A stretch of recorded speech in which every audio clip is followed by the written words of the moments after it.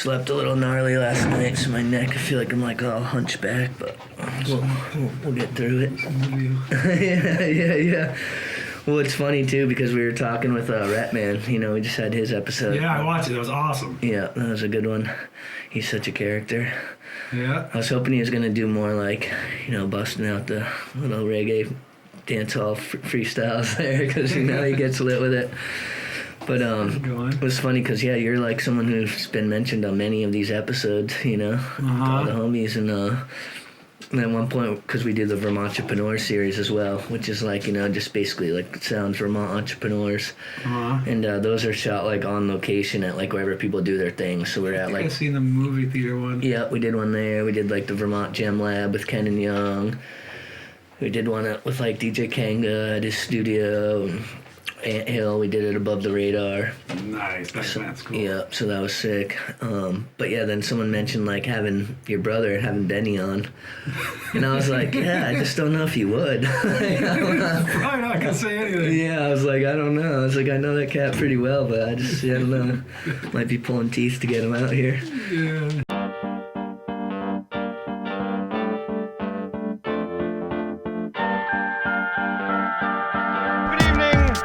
And welcome. Good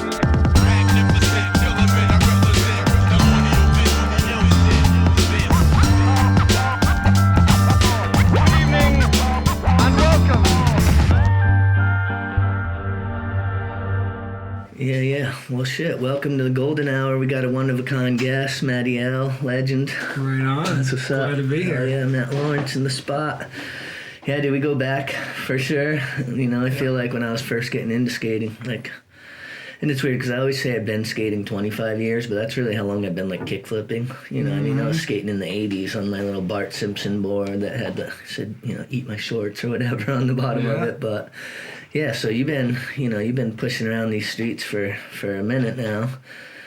What year did you get into skating, or how long have you been around it? Well, I was born back in 1973. It's probably, I got 5 brothers and sisters. Yeah. So there was always skateboards kicking around the crib, those little plastic ones. Yeah. We used to be going up and down the street and all that. This is back when the wheels still like weren't urethane, right? No, I think they were the urethane ones, but plastic board, sitting on it, going down the driveway, up and down the street, all that. And then it just kind of goes on from there. You know, I went through the whole breakdancing phase, doing all that stuff. Yeah, what inspired all that? Like, where'd that whole culture come in? Just seeing other people do it. I used to go down to New York. My grandparents were from New Jersey, so we'd go down there, and my grandma and my mom would bring me into the city. Okay. And I seen that, and I came back home, and I wanted to break, you know? Yeah. So I did that for a while. Then the skateboarding came into the picture, you know. Being downtown, I saw some older dudes coming down Church Street with the big fat boards. Yeah. It just stopped me right there. I said, that's cool. Yeah. Now I want to do that. Yeah, because before that you're on the banana board or whatever. Yeah, just like kind of seeing it from afar. But then to see like 4 or 5 guys coming down with the big boards, I said, that's what it's all about right there. I need to get myself one of those. Yeah, and just seeing the squad, like people charging, there's nothing quite like that, right? So that's like a whole older crew that came before me. Yeah, do you remember who any of those first cats were that inspired you back then? Sure. Lamoureux brothers, Dave and Jeff Lamoureux, Sketch, Jake Huffman. Oh, yeah. There's a whole crew of older guys. Bob, Gary Lane, the Metalhead Kid. I mean... My mom ran the teen center, so I was around a lot of these older punker guys. Where was that? 242 Main. Oh, okay. Yeah. Before it was like really a show venue, right? Or maybe they would do shows at night more so. Yeah, they would do punk shows on the weekend, and then during the week it'd be more like a spot for kids to hang out after school, pool table. You know, they had some French fries and soda pop and shit. Yeah, it was kind of like a Boys and Girls Club type deal, but not quite as glorified. Yeah. So totally, I seen these guys riding the big boards. Asked my mom, I got to get one of these. Nowhere in Burlington to get boards back then. There was no skate shop. Yeah. So we went to Pure Pop because they're the only place in town that carried Thrasher magazine. Oh, okay. Yeah. And you used to have that little thing, the little insert, or like 2 pages where you could order some stuff off it. Yep. You go to the back of Thrasher, there'd be different board company or board shops where you could order board from Cali, you know? Yeah. Do you remember where you ordered it from? I'm not sure which spot I ordered it from, but I can remember the board itself. The Veriflex Vetra. Oh, okay. Full, came all as one thing, trucks, wheels, the whole thing. Yeah, that's a classic. I feel like a lot of people your age will say that was their first jam. Yeah. I think we got some kind of alarm going off here. Is that me? Yeah. It's me, but it's working. I was like, Yeah, it's alright. We're not perfect. So that's what's up. So what year do you think that was? That was probably about 86, 87, Oh, damn. something like that. We started getting into it. And the older guys took me under their wing because they knew my mom from the teen center, so everybody's kind of all around hanging out. Yeah. But yeah, they took me under their wing, showed me how to skate. We used to go backhill boarding with those guys. The Lamoureux brothers had a big half pipe out in Richmond. Oh, sick. Actually, I remember you used to be able to drive by that on the interstate, I think, right? You'd see it like off to It the was side. actually in the town of Richmond, near the train tracks and the bridge where the people jump off. Oh, okay. So that's a different swimming. one. Yeah. Near the round barn or whatever. Okay. Yeah, I mean, obviously that's before my time, but what were their names? Dave and Jeff Lamoureux. Oh, okay. 8-foot transitions, 2 feet of vert. Oh, damn. The ramp was solid as a rock. Damn, that was like how you first started getting after it, huh? Yeah, you drop in on that and Yeah, you're good to go. Scary. Yeah, I bet. Were you eating shit at first or what? I mean, I could get up to the top. Took a little while to drop in, get the balls up. I know my buddy Josh did it first. Josh Brownlee, original VTSB homie. Nice. He lives out in Cali now. All right. But that ramp is where they did the first Slam Bam Skate Jam. Oh, damn. There's 2 sectors of that contest, 2 days contest. The first one was out in Richmond on the vert ramp. Some of the big boys came up from Boston. You had Metal Man, Art and Steve Godoy were there. Oh, damn. Some pretty big names for that time. that's- I'm not sure if Fred Smith was there, but he was one of the crew back then from Boston. I remember Art Godoy sprained his ankle or something trying a 540. Oh, shit. Got all mad, smashed his helmet and all that. And then the next day they did the comp downtown, Yeah, where was that? upper block of Church Street. Oh, sick. Pulled out the where little ramps. where the fountain used to be and everything. Yep. I don't think that fountain was there at that point. Okay. So they pulled an old car on there with all the stickers on it, set some little ramps up, Sick. and Try that to was wonder if it. there's any photos or anything of that. Maybe a couple photos hanging out, but not too much. Yeah. Yeah, because obviously that was before everyone could just pull out their phone and snap something. Yeah, it had to be a real photographer there to get the shots. Yeah. Crazy. So at this point, you're thrashing around. Like, who's your crew? Is it basically just the older dudes that you're meeting over at the teen center? Or? Yeah, I mean, my crew, I got myself, Josh Brownlee, Stephen Heiss, who was mentioned by Repman. Oh, yeah. Some kids from out of town, G-Man, Jeff Brushy comes into the picture. So we had our little younger crew. Mm-hmm. But definitely the old dudes were holding it down. Yeah. And so was City Hall like a big jam at that point? Or was that City later? Hall. Like the park? The park, that was definitely a place that got skated because Yeah. the fountain was good to skate on. Yeah. But we had some spots, there was the frat banks. Oh, yeah. Right, Up on, right there on Pearl? Or? Those are the dentist banks Oh, across yeah. from Pearl Street Beverage. They put those up more like when I was in high school. Okay. But we would skate the frat banks, around the teen center, City Hall Park, Mm-hmm. just downtown. Yeah. Cops kicking you out everywhere. Oh, yeah. We always talk about this, but it's just funny how much more accepted it is now. I think the last time we were even filming in City Hall a year or two ago, and cops just came through. They literally just walked by us. I was like, this is insane. Oh yeah. we would have been running and ducking under every other thing, and Back boards then, taken in. it was their job to catch you skateboarding, Yeah. scare you, take your name down. I'm gonna call your mom, this and that. Take your board. Take your board away for sure. Yeah. You couldn't even carry your board inside the mall. Oh, crazy. Now they sell skateboards in the mall. Yeah. Yeah, I remember there used to be this spot out behind the old Burlington Square Mall. You know, remember when like the Dream Machine or the arcade was there all the way in the back, which was like the sketchiest arcade ever. Like half the video games didn't even work. It was basically like a place people would just go to like sell drugs. But right behind it, I don't know if you remember, there used to be that little like down slope, like right when you went out that door, and you know, do little lines there. There was a little ledge off to the left side of it too. Yeah, they really didn't like you skating around there because they had their own security, the mall. Yeah. So they get on you quick. Yeah, I remember we'd have like 2 squads, so we'd have like, you know, one group would be over here, and then the other would be skating like off to the side, so like they'd come to kick you out here, and then you'd just kind of move out, and they'd be chasing them, and it'd be like this, you know. Cat and mouse all day. Cops and security. Yeah. But you gotta do what you gotta do to skate. Yeah, totally. So, yeah, so around, and then you're getting into DJing, what, or was that around high school, or what time were you starting to really? Yeah, around high school, you know, freshman, sophomore year, I was dabbling with the DJing stuff. Yeah. They had a setup at the teen center for a while. With the DJing stuff, one of the main dudes that like showed me about that stuff was Paul Rusciano. Okay. Polly Roots. Okay. Rest in peace. Oh, damn. This. He worked at Beer Pop. He had all the reggae records. All right. He'd invite me over to his house, feed me, have some food, show me some records, you know, show me kind of how it's done and all that. So you went to BHS, or? Yeah, I went to BHS. Okay. That's what's up. And also, you know, Polly Roots would be playing at these parties. There were these great basement parties back in the days. Night Rider used to do every Sunday night at his house. Nice. Barbecue during the day. Big old speakers. Hell yeah. Mini DJ booth in the basement. You know, big barrel of beer. I feel like that's like a lost art, like that. I just don't really think that shit pops off like it used to. You know? And it'd be wild. All the older guys would be DJing. Some of the like a couple Jamaican dudes around town, and different guys would get on the mic. Kadon used to do his singing thing. You got Pinchers on the mic.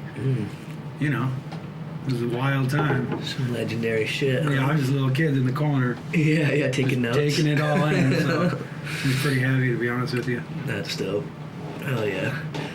Yeah, so I mean, things have obviously changed a lot, but here you are, still skating all these years later. Yeah. It's always dope. Catch you down. You're like one of the mayors of the A-Dog Park. Obviously, you know, you and Chris Russo are always down there holding it down. Yeah, I respect that. It's pretty cool. Throughout life, you know, it's one thing you could always go back to. Yeah. The old skateboarding. Yeah, have you taken some breaks to it, or you been going steady, or what? I've been going pretty steady, but obviously I've taken some breaks from like just, you know, things happen, working and get caught up in this and that. Yeah. But I always You always had a board. always had a board, always skating, man. Yeah.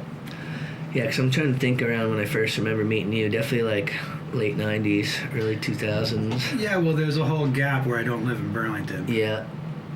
So where were you off to? I moved out to Colorado in about, I'd say 94. Ethan Fortier, who does the Bomb Hole, another podcast, so you guys might know about. Oh, yeah. The big snowboard one. Yeah. Him, Ollie Goulet, some of my homies were living out in Vail. Oh, sick. And they're like, you got to come out and snowboard. You got to come out and shred, so. Yeah. Now, did you grow up here snowboarding as well? Absolutely. Yeah. What was your mountain? Bolton Valley. Yeah. Yep. We had boarding house, skate shop. Andy Coughlin Yeah. ran the shop. So Yeah, shout out to Andy. Yeah, That's the what's up. dog. One of the original dudes that came up with the VTSB and helped it all happen Oh, sick. is Andy the dog. So Yeah, for people who don't know, break down the VTSB for him. the VTSB is the Vermont Snowboard, Skate, Smoke, whatever you want to call it, posse. VTSB consists of myself, Josh Brownlee, G-Man, Chris Swires, Jeff Brushy, and a couple other cats. There was a kid Cole, you know.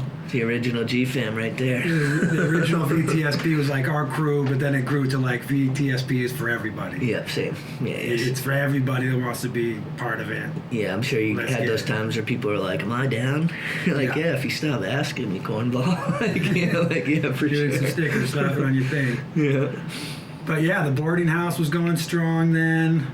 Andy was a pro rider for Burton, so he built his little skate team, Sick. which was me and a bunch of other dudes. Nice. And he would put us in the van. We went all over the place with him. That's what's up. Yeah, you need that older brother type dude who's already like established, who kind of, can take you around. There's at least one in every generation. Yeah, You know what I we mean? snowboard camps down Strat and bring us along. Every Wednesday night we had a school bus that went up to Bolton. Oh, that's dope. I mean, he really Hell yeah. hooked us up. Fuck yeah. Make sure we have Shout out boards. Bolton. We actually have a new partnership that we're getting going with them. And we, I don't know if you saw, but we did a couple edits up there. We did a round robin podcast with a bunch of the homies up there. So Cool. yeah, they're giving us full access to the skate park, and yeah, it's just cool. You can go take a little dip in the hot tub after. And, Yeah. I haven't got to ride this year yet because I've been injured, but yeah, it's dope. We'll have to get you up there. And Yeah, they have a bank slalom event or something coming up. the Everybody check it Blauvelt out. Spanks. Yep, shout out to Jake. And That's what's then up. the VTSB crew had a reunion up there last year. It was a blast. Nice. Hopefully that happens again. Hell yeah. Do y'all get a room or something like that? Or Yep, one of the guys had a condo up there.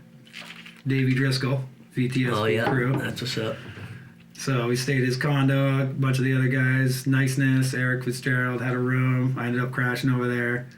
It was just a blast. Yeah. Seeing everybody, because everybody lives in different places and all that now. Yeah, those are things that we tend to take for granted when you're younger. You just think like this will be like this forever. Mm-hmm. And then, you get older, people got families and every other thing, and Yeah, it's really nice to see everybody. yeah, totally. Those reunions are always so special, Mm-hmm. And they're few and far between these days, but whenever they do happen, Yeah. that's dope. But anyway, we'll go on with my timeline. Yeah. So we went to Colorado, live with those guys, 8 of us in a condo, full-on snowboard hangout. We got DJ set up in Ollie Goulet's bedroom, Sick. doing the thing. Now, were you working up there? Or? I was working up there. I was working at Beaver Creek at the grill, the restaurant. That's my thing. I always work the restaurants. Yep. So I got my shredding in, do my grilling, working. It's great 2 winters. I did the first one, came back home, hung out for the summer, decided let's do it again. Yep. Yeah, and by the end of that second season out there, the season ended, and it was like, am I going to go back to Vermont? And a couple of my homies like, we're going to California. Mike Savage, that's my dude out in Portland. Okay. Big up Mike. I said, I'll go with you guys. Yeah, what part of Cali was it? So yeah, we jumped in the car. We drove to San Diego. All right. My buddy Brushy lived out there at the time. Like Ocean Beach? So or we arrive at Pacific Yeah. Beach. Yeah. And we're looking for an apartment. We stayed with Brushy a little bit. He lived up in Carlsbad or something like that. And then like a week into it or so, we find this apartment. We fill out the paperwork for it. We're going to go get it. And it was already taken. So Oh, we're yeah. like, oh, man. Classic. And this kid pops his head out the window upstairs. Brent Porter. Good friend still. Oh, damn. He's like, you guys looking for an apartment? And we're like, heck yeah, that's us. He's like, well, come on up here. Like, I need some roommates, Sick. So we ended up living with Brent. That was a synchronicity, huh? Synchronicity. and me and Brent ended up being great friends. I had some tough times there. I couldn't pay my rent. I was broke. I worked at yeah. Wendy's for a while. We've all been through those. Yeah. Worked at Wendy's for a while. And landed a job up at Silence Snowboards, where Brent was like the manager. Huh. So I worked up there. What was your role up there? At first, I was doing the manufacturing. Then I got some kind of infection from all the chemicals. All the and shit? chemicals. Yeah. So they put me in shipping and receiving, All right. which was awesome. Yeah. So working up there, during the day, and our weekends were spent down in San Diego, where like I seen some skaters Yeah, totally. back then. I mean, that was when like Chad Muska was the top dude, Mm-hmm. and he was right there skating. There's Chad Muska flying over something. Yeah, with Steve his backpack Olston on. from Shorty's crew. Oh yeah, he was a legend. I mean, Fulfill the Dream was like my first real video that I like. I mean, I'd seen videos before. I think some of the Plan B stuff and like 8th Street, but like Fulfill the Dream was like the first one that like I owned. That was like mine. Yeah. Had the VHS. Used to watch that shit every day. Welcome to Hell. Yeah. This type of stuff. So being in San Diego and skating around was cool. you'd see, the big guys. Yeah, and the weather's perfect, and Yeah. all the girls, and you can just go hit the beach. Tyrone Olsen would be skating. Dude, Donger. I actually was hanging out with Tyrone Olsen at Tampa Pro a couple years Yeah. ago. You know, we were freestyling together. Yeah, that's my dude. He lived in Salt Lake too and DJ'd, so we became pretty good friends later on. Yep, T-Bone. Yeah, T-Bone. You see Shaun Sheffy. Legend. I mean, there's some wild skating going on. You'd Yeah. see it right in front of you. I saw Sheffy one time at Embarcadero back in the day, and I wanted to go say something to him, but he was an intimidating presence. Yeah, everybody's always like, "Don't talk to that guy. He's crazy." Yeah, I was just kind of like, I just feel like staring at him. And then he'd look at me, and I would just look at the ground. So San Diego was a blast. Yeah, how long did you stay out there for? I was probably there for about 2 years, and I met some kids from Salt Lake City. Okay. My buddy Pat, a couple different kids, and I knew Ethan and all the guys I lived with in Colorado had moved to Salt Lake, so I went up there a couple times and visited. Yeah. Kind of like the vibe, good skate scene there. Yeah, a lot of concrete parks and shit at that time. Well, there was more street skating for me Yeah. at that time. I don't know if all the parks are in there yet, but I wanted to snowboard some more, so I headed back there. But I ended up living with in a skate house downtown Salt Lake. Debauchery. Debauchery, there you go again. Heidi LaHolly ran the house. She's an OG. Alright. Friend of mine from Salt Lake. It always helps if you can have like the female in the spot to just help keep everyone in line a little bit. Yeah, we fell right into it. Full skate house. Yeah. We used to go skate at Liberty Park like every day with the boom box and the 40s and just copying what was going on in the videos, you know what I mean? Box days. Yeah. Yeah, so Salt Lake was great. I stayed there for about 5 years or so. Okay. Working in restaurants, getting some shredding in. Yeah, because I think I remember the first time meeting you, you weren't even living here. You were like Right, just back for a visit or something. I would pop out for a visit. It's going back to when you probably first met me. Yeah. Because my family's here and all. And I'd come back and go to Benny's shop and hang out and check on Rep Man because Yeah. I always supported his. I was ordering records from him the whole time. Yeah. Yeah, that was so fun to just, go down that little memory lane with Ratman there. And one thing I wanted to say about Rep Man that you guys didn't really talk about is he rips his skating. Oh, yeah. He's like, he'll attack something I wouldn't even want to approach at. Yeah. Full speed, go for it. Get a couple bumps and bruises, but clear it and make it. Ratman shreds. Hell yeah. Thanks for all the shout outs, Ratman. Yeah. You are the shit. Uncle X-Rat. Yeah, I love reading the comments. There's always there's that core group of people I feel like watch all these episodes and, you are, shout out. And, and then there's people check it because such and such is on or whatever. And Sure. just reading some of the X-Rat's comments or whatever. Pretty classic. Yeah. Yeah. That's a good little podcast you got going. I think it's great. Yeah, so you said there are 5 of you, 5 kids in your family? Yeah. So I think I know your brother, and you have 1 sister or 2? I have 3 sisters. 3, okay. 2 brothers. Okay. Yep. So Yeah, Benny, he's here in town still, Benny, running Vermont Audio Visual, doing his thing. He's doing good. My older brother Jonah lives in Brooklyn. He's holding it down out there. My younger sister Mandy lives back here. Okay, yeah. And then I got Emily out in California. She's got a family. And then Johanna lives out in New Hampshire. All right. And she is married to Dave Corey. And they got 2 kids also.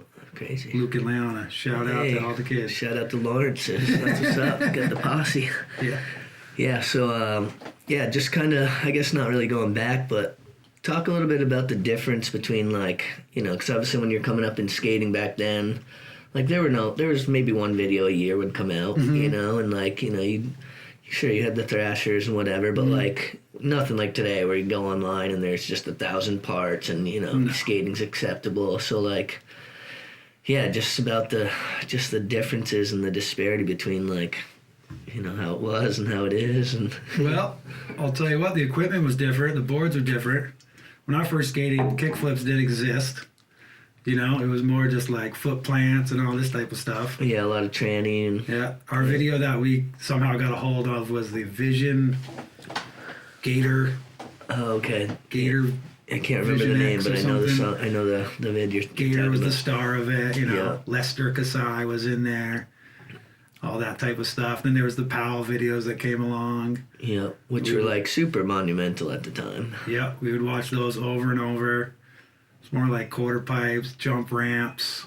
And like more produced too, right? Like as soon as those Bones Brigade and like PAL videos started coming out, like I feel like they were just a lot, you know, because they had Stacey Peralta and like, Yeah, you know, those ones were more like kind of like a movie type yeah, of thing. Yeah.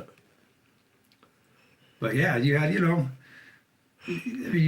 other people have said it, but you had kind of like the clean cut stuff going on with the PAL and this and that. And then the magazines, you'd see like the Zorlax, Yeah. the Hash, you know.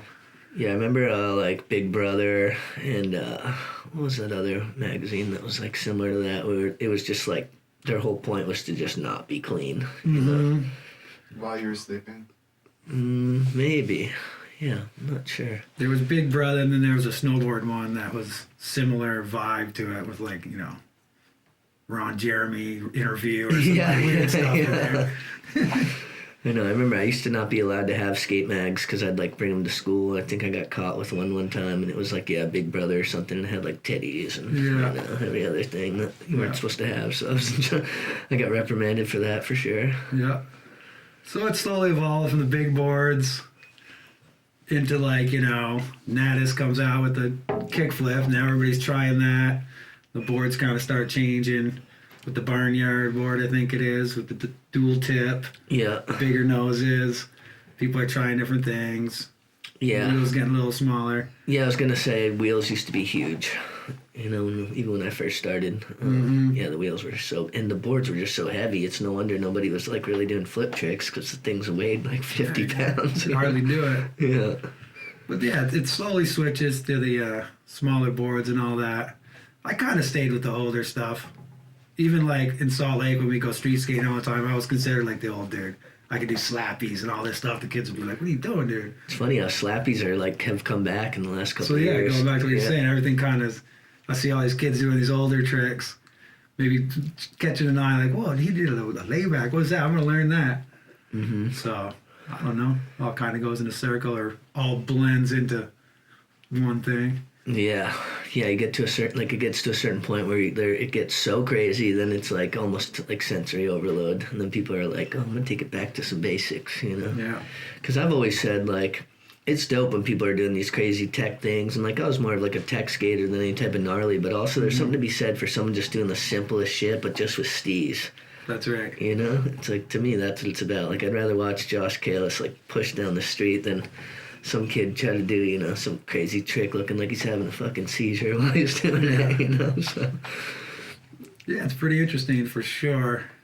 Yeah. So how long did you stay out west? Like after Salt Lake, at what point did you come back this way? It was about 2005, 2006. About 2005, I moved down to Florida with my girlfriend at the time, and that kind of fell apart. But I spent like a year down there, which was some good skating down there. Also, I was in like Clearwater Beach, Tampa. Okay. Yeah. So I got to skate like Tampa Pro Bowl in the hood. Yeah. And then 686 skate park in Clearwater. It was a big indoor one. All right. I used to go there quite a bit. Yeah, so I was living in Miami for years, but I go to the Tampa AM and most recently the Tampa Pro, like, you know, I've probably been 10 or 15 times at this point. Yeah, so. that's a big warehouse in Tampa. Yep, they're still going strong. Shout out Spot, Skate Park of Tampa. But Clearwater was pretty cool for skating. I asked some of the guys at the skate shop where the pools were, and they set me down to Cleveland Street. Oh, okay. To some hotels. There's 2 empty pools at one hotel. Yeah, and this is like in a rough neighborhood. Yeah, were they fucking with it, or were you allowed to? You were allowed to do it. Yeah, you were the least of their worries. Yeah. They told me you just got to be respectful. Check in with the lady. She'll tell you can skate. The skaters actually like clean the glass out of the pools and paint over the graffiti. So she let us skate there. Yeah.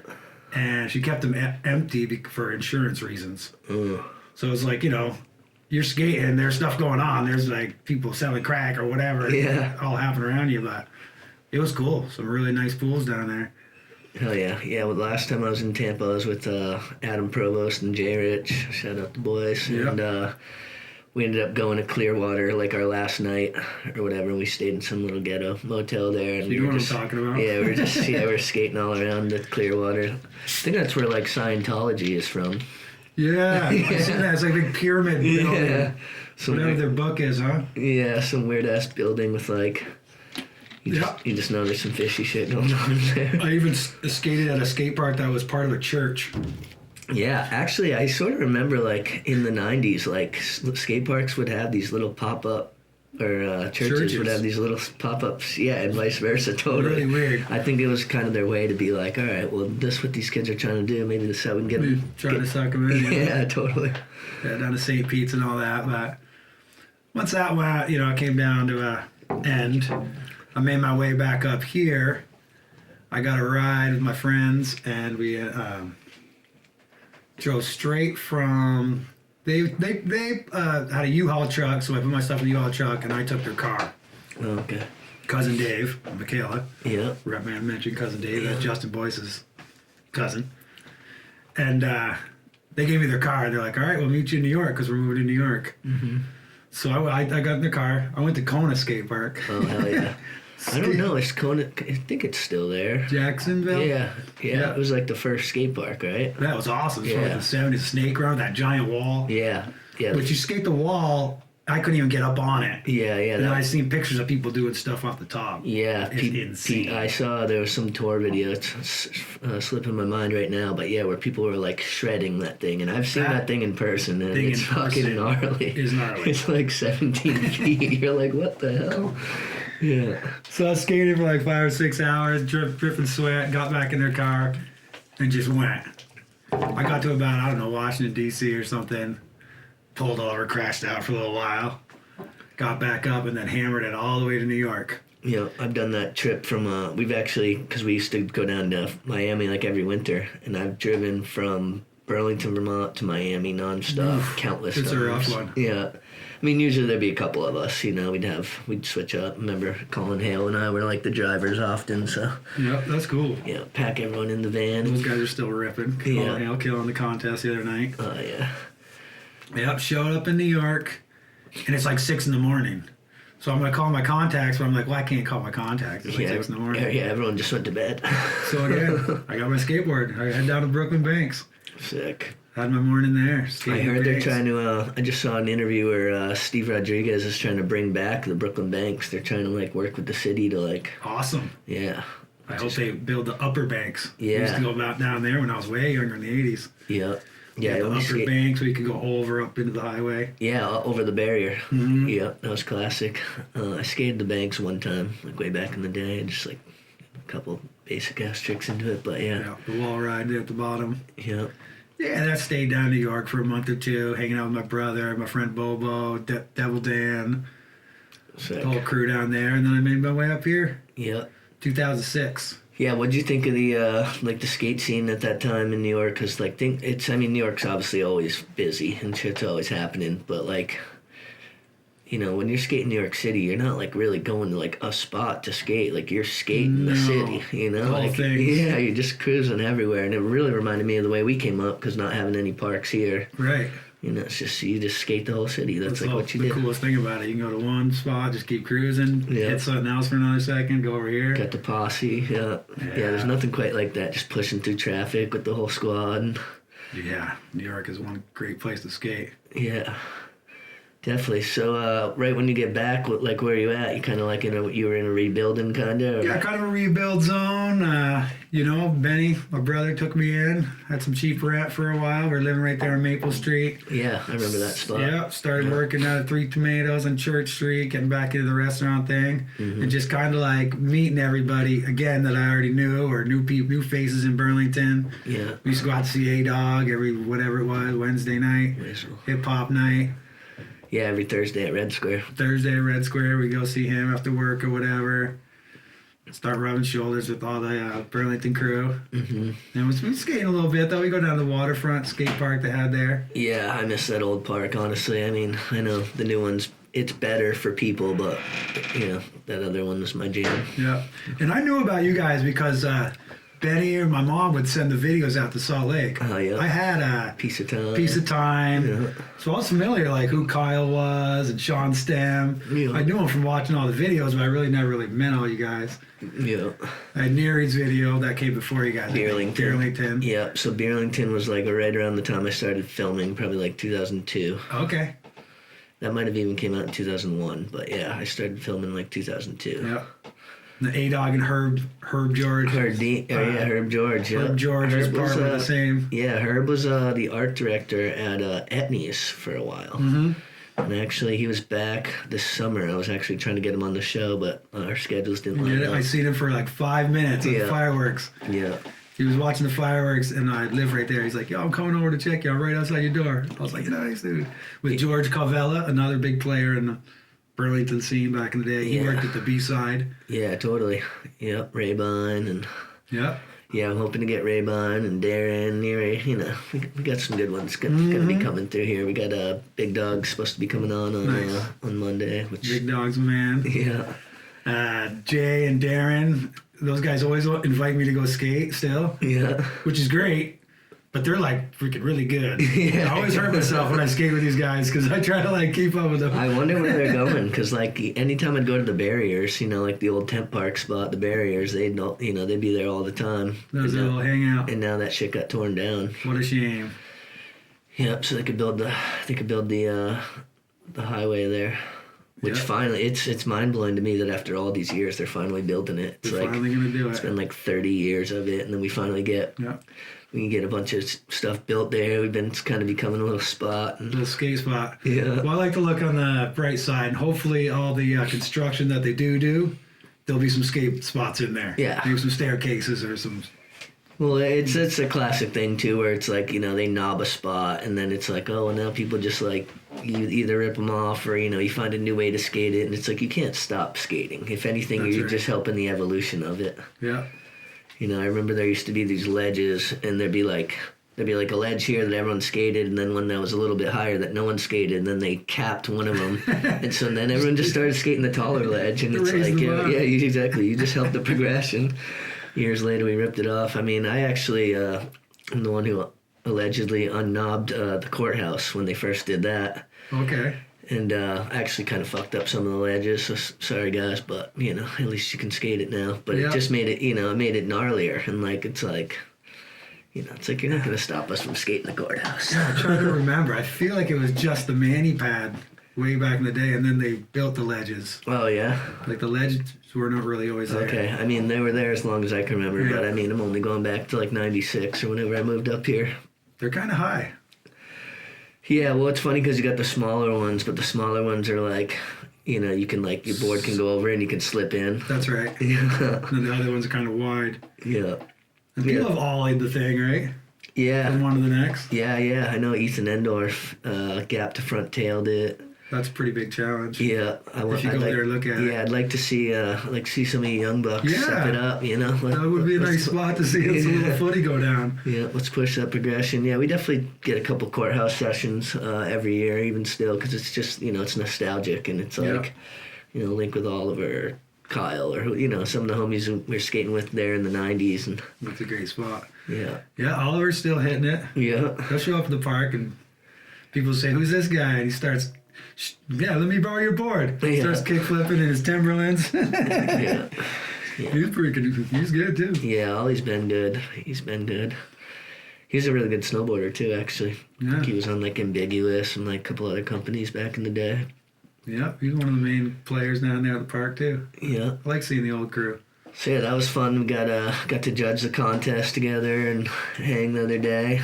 Yeah, that was great. That was, you know, just the whole day was, it was just awesome to see everyone come together for talent and all that. But I love that they had, you know, you and Russo, some of the OGs just helping judge. And yeah, that was a great event. Hope they do it again. I thought it went phenomenal. Mm-hmm. Yeah, and just seeing like all the different kids, you know, starting with the little jits and all the way up, you know. We got some real rippers in town now. Yeah, totally. Even some of the homegirls were shredding for sure. Yeah. Now, were there any girls skating back in the day when you were coming up, or? In Burlington, not so much. I wish I could remember one or two, but yeah, I don't really think there was many girls doing it, which is, you know, it's really nice to go to the park nowadays and see like these big groups of girls all going for it and shredding. Oh yeah, there's a ton. Skateboarding's for everybody. It shouldn't be like just the cool guys or just this crew. Yeah. It doesn't matter. Like I try to tell people that there's no rules in skateboarding. Yeah. Yeah, they used to tell us like we were you know, you'd have like the fresh versus the hash and all that. It's like, what are you talking about? It's just skateboarding. Yeah. It's like we got homies who dress all kinds of ways. Right. You don't have to do it one way. You don't have to do it another way. Yeah. Do it your way, whatever. If you don't want to do that, do this. It's for everybody, and it's pretty cool. I thought it was cool when we were judging. I mean, I was mostly like the MC or whatever, but I gave you guys my 2 cents or whatever. But just to see the different, like, what everyone likes, you know, because it's like, you know, for the most part, we'd all be like, all right, homie, got it, and blah, blah, blah. But then, you know, there's always like, it's so subjective with skating. It's like, what do you like? You know, it's an art form. Right. It's very hard to judge for the kids that are in the contest. Mm-hmm. Like, one kid might be flying doing this, but then somebody did this crazy flip thing and got a better response. Who are you picking? Like, who's better in that? Who had the style and who stayed on? Yeah, it's so subjective. It's like, what are you more into? Like, you know, fine art or graffiti or what? You know what I mean? It's just. Yeah, judging skateboarding's hard considering everybody does it different and there are no real like rules or regulations. Well, if you go on the internet, everyone's a fucking judge. You know what I mean? They're like, people talk so much shit, and I'm just like, yeah, do you realize how hard it is to even step on your skateboard the first time? Like, anyone who's doing anything on a skateboard, like, props to you, you know, because I guarantee. It's like I always told kids when I was teaching skate camp, or tell their parents, I'm like, they're like, oh, little Joey fell. I'm like, yeah, he's gonna fall. Like, like that's part of it. Like, if he's a little bitch, this isn't his thing. You know, not falling, you ain't trying, right? Yeah. Can I use that light again? Yeah. So yeah, let's talk a little bit about. So you started Matlock Skate. Yeah, a couple years back, I decided to get some boards and start a little company. Why not?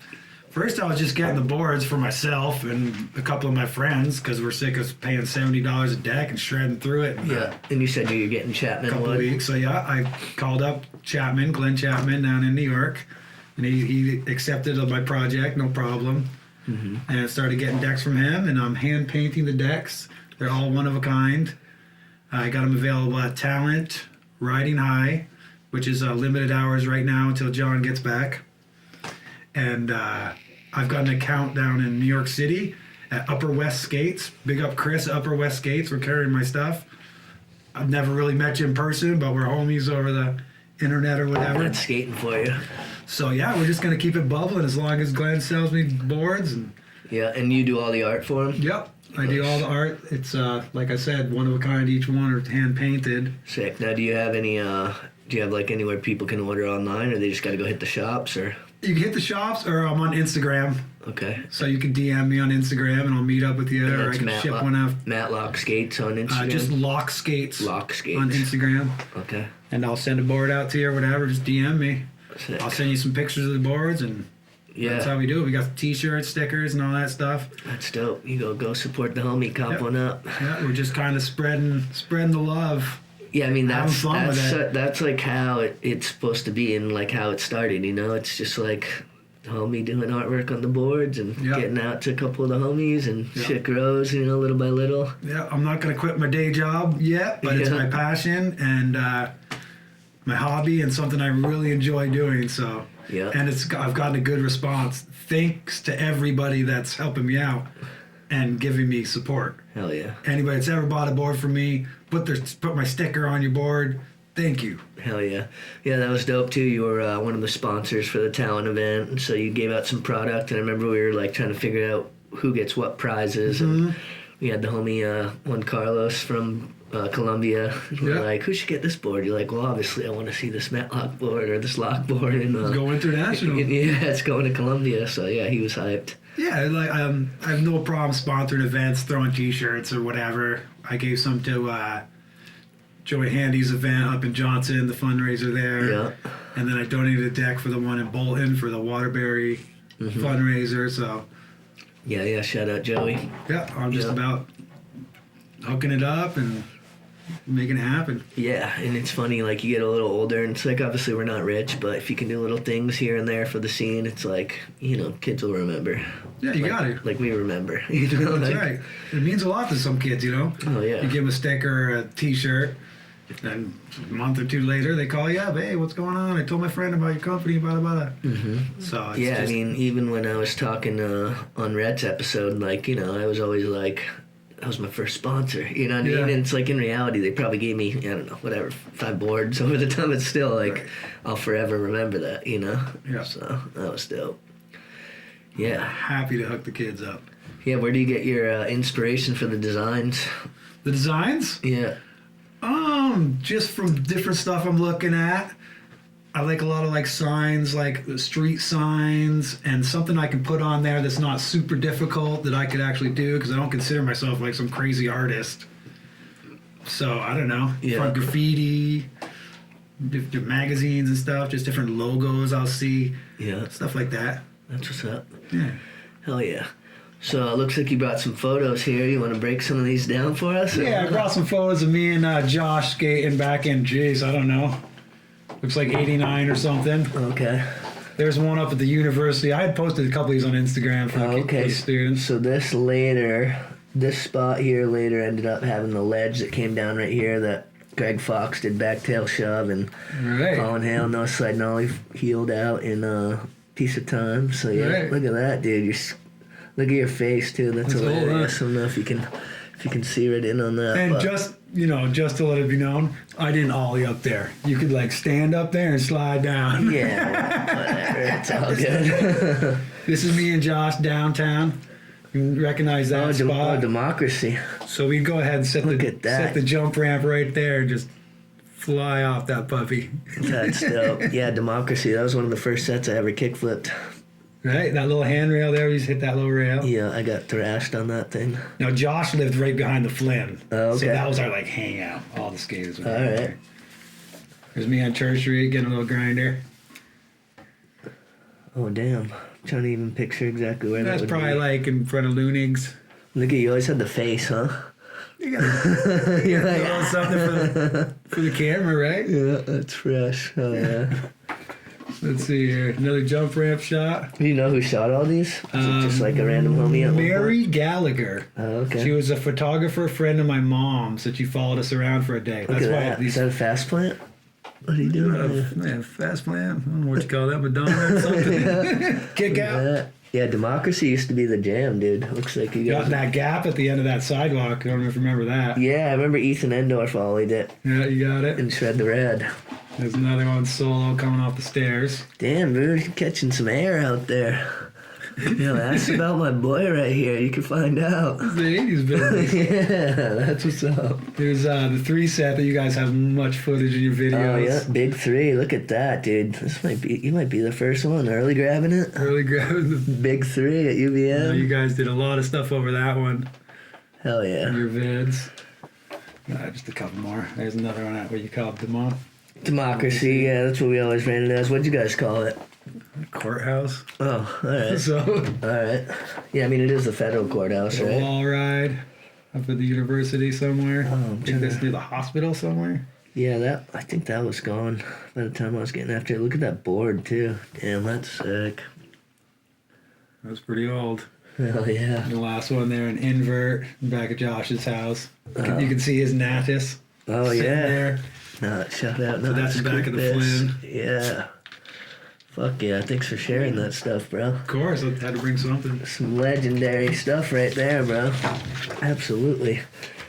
So yeah, you and Russo will be kind of holding it down for the older generation down there. Now, you worked with him at some point. Were you at Bento or? Yep, I worked Yeah. for about a year at Bento with him. He showed me how to make sushi and all that. In between, I worked at the Farmhouse El Cortillo group, Okay. and then I worked with Russo for about a year. We became good friends. Nice. And then when he shut the place down, I went my way, he went his way, but Yeah. skateboarding brought us back together. Obviously, we'll always be friends. Totally. So we're always down there skating. He's down there cleaning the park. I still see Bento Sushi somewhere though. Is he not involved with that, or He's not involved with that. He sold it to his old partner, who Okay. ended up opening the big sushi place on Cherry Street. Oh, right across from where the B-side used to be. Yeah. Yeah, I haven't been So in there yet. that's the guy that trained Chris in New York. I remember back in the day that used to be Burlington Billiards. That's right. Yeah. Big pool hall. Yeah, that place was sick. Yeah, it was cool. I'm not sure you were really supposed to go in there when you were underage, but they'd like let you if you were with like a parent or something. Nice. But I just remember, people would be like ripping butts right up in there, and it was super dark. It was like a shady pool hall, like the shit you hear about, not like the shit these days where it's like, come on down, it's all good. Like no, like it was like Cherry Street Billiards. Yeah, it was seedy. That's what it was called. Okay, it was seedy. Yeah, I guess Burlington Billiards was the other one, but yeah, it was definitely like there's some characters up in there. Yeah, but we're still holding it down, working up at UVM now. Always doing the restaurant stuff, so that's great. Yeah, do you work for Sodexo? I work for Sodexo. Nice. The reason I tell everybody I love that job so much is when the kids are gone, I'm gone. Yeah, you get summers off. Summers off, Christmas off, and all that, and you can't find that in the restaurant work. Yeah. If anything, you're working those days in the restaurant. Do you work with Sullivan, with Justin? 'Cause I know he works for one of their places up there. I might have worked with him like a year or two ago. I'm not sure what unit he's in. Yeah. But that gives me time off to hang out with my girlfriend. Yeah. I got to give her a shout out, Irene, and my dog Trudy. Nice. That's my little family, so Hell yeah. I just thought I'd give them a shout out for sure. Yeah, can't forget about the lady and the pup. Yeah. Yeah, that's dope. So now at this point, you've been back, not quite 20 years or whatever. Yeah. You liking being back up here in Vermont? I love it. I love the community. I like how anything I want or anything, is right at my fingertips. Walking down the street, I recognize people. It's really nice. Yeah, because I've moved away numerous times, and always just come back, and it's like, I think it's hard for people who aren't from here or don't know about here to really quite understand. They're like, wait, what do you mean you go there and for 6 months a year it's fucking brick, and it's like there's just something special that unless you like come out and you're with the squad and you really get to understand, like you're saying, you walk down Church Street, you're like, hey big dog, what up, rat man, what up, and it's just that thing, like we have a good skate community up here. Yeah, good music scene. We got A-Dog Day every summer. Anybody from out of town should come check that out. It's a great time. Yeah, we got the 10th anniversary of A-Dog Day coming up, which is fucking crazy to think about. Yeah, for sure. Yeah, so talk a little bit about just like knowing Andy, because basically every episode we pay some kind of homage to Andy, so yeah. All right. A-Dog was definitely the homie, like everybody's going to say. He was a St. Albans kid, used to come down here to Burlington, kind of the little homie, rolling around watching us. And I'll tell you one story that A-Dog told me. Could be choked up here, but we were having a party at 10 Peru. Ratman, Stefan, Simon Brody, all the punkers. Yeah. But even though everybody was in punk bands, we would always bring the DJ thing and we would play dance music because it's rap, because it's a party. Yeah. The girls to dance around and we're all going to have a good time.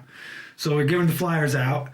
A-Dog got a hold of the flyer and he comes to the party, sitting in the corner just watching, and we're doing our DJ thing, and he's just watching, and I didn't think much of it, whatever. Years later, when I moved back to town, he was telling me, he's like, yo, man, that night I was watching what you guys were doing, and that was like my inspiration. I saw you guys put the Smith & Wesson over the Beatnuts, and I think it was Beatnuts show that you and Repman were talking about the other night, Artifacts and Beatnuts. Oh, okay. Club Toast. All right. And shout out Psycho Labs. That's the homie right there.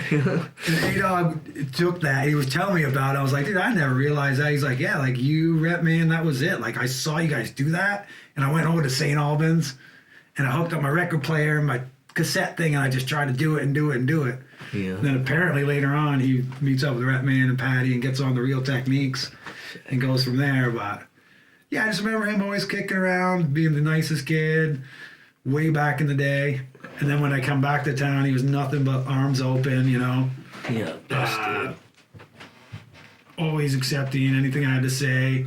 Sometimes at Red Square, I'd go over and be like, dude, you need to play, candy-coated raindrops right now. The dance floor's dying. He'd be like, all right, and play it. And he'd look at me and be like, damn, Matty, you were right. So, yeah, we were always pretty close. To see my first rodeo. Yeah, Andy, special character. Always giving away the CDs. Yeah, dude, I wish I'd held on to more of those mixes. If anybody has extra copies of any of those, they'll hit me up. Travis Card 100. Yep. Yeah, that's awesome. Well, fuck, I'm so glad you came through, man. It's been a good ass time. What So what do you see going forward? You got any big plans for Matlock beyond, or for Lock Skates beyond just keep doing the... We're going to keep it going. I'm going to try to reach out to a couple more shops. Any shops out there that may be interested, check me out on Instagram. And, get some more gear. You think it will always just be you doing the art, or... At the beginning, I was going to have different people doing it, but then I was like, well, I got to pay all these people, and it's kind of confusing to get these one-offs. But I would be interested in accepting art from other people to maybe make a T-shirt, or maybe make like 20 of one deck or 40 of one deck with the silk screen. So I was gonna say, because the markup on boards is so little, it's not like you really make shit off of it anyway. So it's like you try to pay someone for design. At that point, you're like, now I'm spending money. If I'm going to pay somebody for a design, we will use it on numerous things. Like a batch of T-shirts or something. So totally. Yeah, that's kind of up in the air. Nice. Yeah, the whole, anytime you try to make your passion into like a business, that's when it's like, gets a little iffy. You're like, I have nothing against it. But, even like with this show, we're like, taking on sponsors. And it's, it's always just that like, maybe. Like if they're down with what I'm doing, you got to be ready. Yeah. Because if you are going to do it, all of a sudden people are starting to call, and things start happening. You got to be ready to do it. Up, no doubt. With that being said, I just want to encourage anyone who hasn't subscribed, if you could do that. We're trying to build that up there, so thank you for everyone who watches this on a regular basis or even just once in a while. We appreciate y'all. As always, shout out to Shaun, the man behind the scenes. That's my dog right there. And G-Fam, you know who you are. So, thank you for the support. It's been dope. And I'm so hyped that you came through and just telling us about some of the history. I mean, now, I'd like to think I've been in it for a minute, but you're dropping all these names like I haven't even heard of 90% of these people. So obviously you're one of the pioneers, so I want to thank you for just... I appreciate it. Putting down the roots of it out here. Yeah.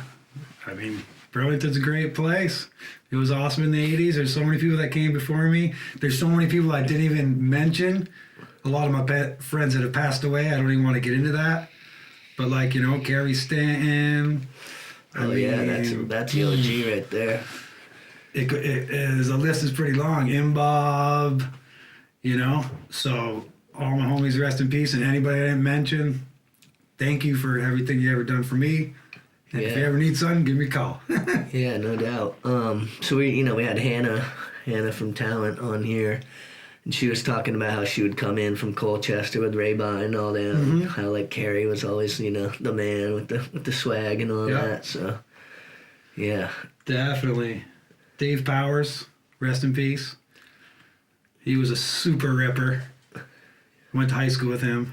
Yeah, so I noticed you guys were dragging around that launch ramp to places. What, did you just throw it on your board and just... Yeah, we got the idea from the Powell video, I think. You push it on your board, push it uptown, push it across the street, push it up against the wall. And at that point, it's like, it's not quite as easy to run from the cops and shit because you got your ramp there. Yeah. There was a couple spots, like that courthouse, they kind of let us go there. And in back of Josh's house, next to the way station, back of the Flynn there, that was like almost like our territory. I'm trying to picture where that would even be. So like where the parking garage is now, or? Little ways down from like Club Toast. Okay. That same block. Oh, all right.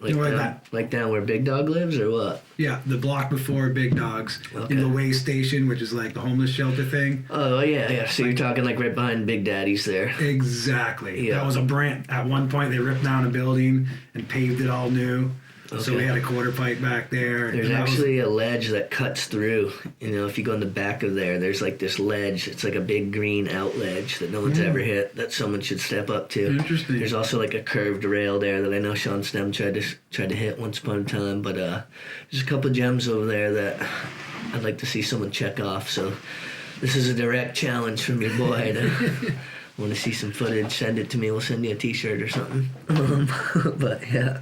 Also, I want to remind everyone we do still have Golden Hour shirts. I think there's a couple iHomie shirts. If you go to goldenhourvt.com.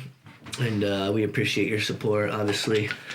I like to joke about how we're making money, but we're really not, and that's not what it's about, although it would be nice. But hey, it'd be cool. Every time we get one order, it means a lot to us. So, jump on there, and yeah, your support is more than appreciated. Yeah, absolutely. I don't know if there's any specific shout outs you want to give to anybody. I know you talked about some of the heads, but as we try to wrap up a little bit here, because I know people got lives and all that. Yeah. Just people that have been had my back throughout the years. I'll give a shout out to Greg Swires out at Seattle Print Shop for doing my shirts and all that and helping me out with some graphic designing. Sick. That's huge. And just my fam, all my little nephews, nieces, cousins, everybody. Hell yeah. Uncle Matt says, I love you. Hey, that's right. That's what's up. I'm an uncle as well. There's, I'm a dad now too, but being an uncle's fun because, you get to kind of spoil them and then you go home. That's right. Yeah. That's right. And hopefully we'll get your brother Benny on at some point. I don't know. Benny, this is an open invitation to you, so Right. maybe catch you on a Vermont Entrepreneurs episode or something like that. Yep. Yeah, and go cop Lock Skate over at Talent or Riding High or somewhere. Yep. I guess the last thing I kind of want to talk about is just from the business side of it. How I mean, you've had relationships with these people, but how are you approaching shops and whatever to carry your stuff? So far, I've had kind of an in with all of them. Although Upper West Skates, I just kind of cold called him. My one friend had helped him do some stuff, put his skate racks up. So I kind of had a small connection, but yeah, I just cold call him and let him know what's going on. And Are you sending photos or? I would send some photos of the decks, let him know that I'm old school skater and it's a skater owned business, which I totally back anybody. Yeah. We can't let all these corporations take all the all the money. So skater owned is great. So yeah, just word of mouth really. Yeah. But I'm gonna keep it going. Hopefully I can get in a couple other shops. I got my eyes on a couple ones I'm gonna call up. Hell yeah. I might actually have a couple contacts to send you over. But yeah, support skater owned shit, because it's at the core, that's what it's really all about. You know, the people who actually help build this scene at your, that's at your fingertips, so to speak. Because like you said, when we were coming up, for sure when you were coming up, but there were no parks. There was none of that. And, right. We went to all those meetings for years and just rallying and the years of getting our boards taken and paying $100 fines and court tickets and being absent at school because I had to go to court. That type of shit. So yeah. Yeah, definitely just, help out each other in the skate community because we are all one big family. Yeah. Absolutely. That's how it should be. Yep. What would Andy do? That's kind of that's just a classic way to think right there. If you're about to if you're on the fence of how to act, just ask yourself, what would Andy do? Yeah. Because that was a real motherfucker right there. Yeah, he was one of the best, definitely. Sickest skater. Oh yeah, A-Dog got it popping. Wicked DJ. Just overall nice guy. Yeah, so are you still DJing in all these days, or? Oh, not too much. I do some record collecting. Nice. I've got my collection still. I dabble in some eBay sales, this and that, but just kind of kicking back. Yeah, there's nothing quite like going to a resource or just a garage sale or something like that and just seeing, and you might have to dig through it and half the time you're not finding anything, but you might find that one gem and it's 50 cents. Oh, hell yeah. Yeah, I'm grabbing that one up. For sure, my records are the one thing I'll never get rid of. So yeah, you have to come over and check the collection sometime. Yeah. I'll get you to sell one to me. Yeah. Well, so my whole thing is I've always kept my records, but the one way that they go out is to a close homie. If someone's yo, dude, what this? And there are a couple I'm no, you're not getting that shit. But right. I'm similar. I have my top shelf stuff that's actually in good condition and worth some money. Then I got all these records. They're 12-inch rap records I used to DJ with. Yeah. And they're all scuffed up and they probably ain't worth much. Yeah. But I'm not getting rid of them. I remember actually when Andy's house caught on fire and he lost a shitload of his records. I actually gifted him a couple records back then too. That was a rough one. Yeah. The house where he lost. Oh man, Yeah. The little kitty cat. Yeah. That's And the crazy. records melted. Oh, man. Yeah. But, you know, it just, again, shows like our melts back. community, how Oh, like yeah. everyone just bonded together. Everybody got And, together. you know, everyone just helped them out. Yeah. Crazy times. Well, shit, if you think we've covered mostly everything, maybe we'll do our little sign-off here. This has been Golden Hour, episode 25. And damn, 25. Look at that. All you haters that thought we were going to be one and done. We still out here. That's right. No, but on the real, we really appreciate your support. And just tuning in. You know, like I always say, these are all guests that are handpicked. Not just anyone can come up in here. You know, you gotta be a real motherfucker. And just people who honestly are my friends, honestly. Like, we've been friends a long time, but also just like people who I know have a cool history and a cool story that have contributed to this culture that a lot of people just take for granted, the pioneers of it. And you're absolutely one of those. I appreciate you having me on the show. It's super fun. I like what you're doing here. And let's keep the fire burning. Yeah. Let's move forward with this thing. Yeah, 100%. And with that being said, this has been Golden Hour, episode 25, with a one-of-a-kind guest, Mr. Matt Lawrence, a.k.a. Matty L., and we out.